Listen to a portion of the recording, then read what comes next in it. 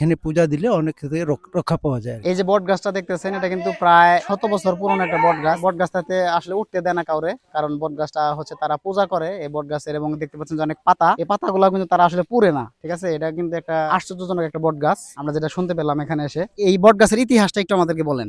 এটা আমাদের গ্রামের যেটুকু পূজা করি, এখানে কালীর একটা স্থান আছে।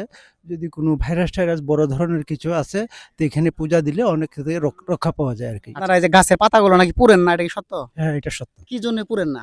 এই গাছের পুড়লে অনেক ক্ষতি হয় আর কি। মূর্তি আছে, একটা মূর্তি আছে, এরকম একটা লাল ফ্ল্যাগ দেওয়া আছে। আবার শুনছি গাছের ডালেও নাকি যাওয়া নিষেধ। না, যাওয়া নিষেধ। এখান থেকে কোনো কাটাও হয় না। এই গাছটার বয়স কত? এটা আমি বলতে পারবো না, আমি ছোটবেলা থেকে এভাবেই দেখতেছি। তাও আপনার বয়স তো প্রায় 60 বছর হবে।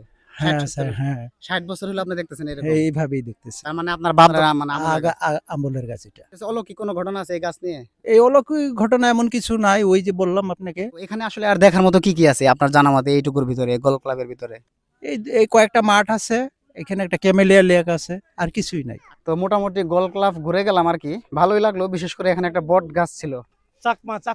চাকমাদের যে ওইখানে তো ওইটা কিন্তু যাইতেই হবে চাকমাদের। আচ্ছা, ওইটা কি এখান থেকে আমরা সময় পাবো তো নাকি? সময় পাবো আপনার।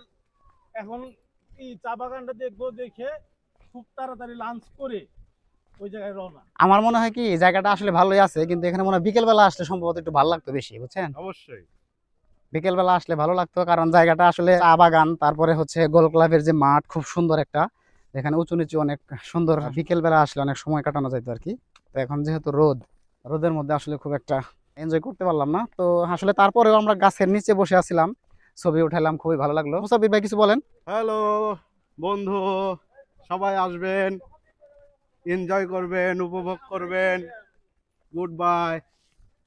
ঠিক আছে, আল্লাহ হাফেজ, টাটা।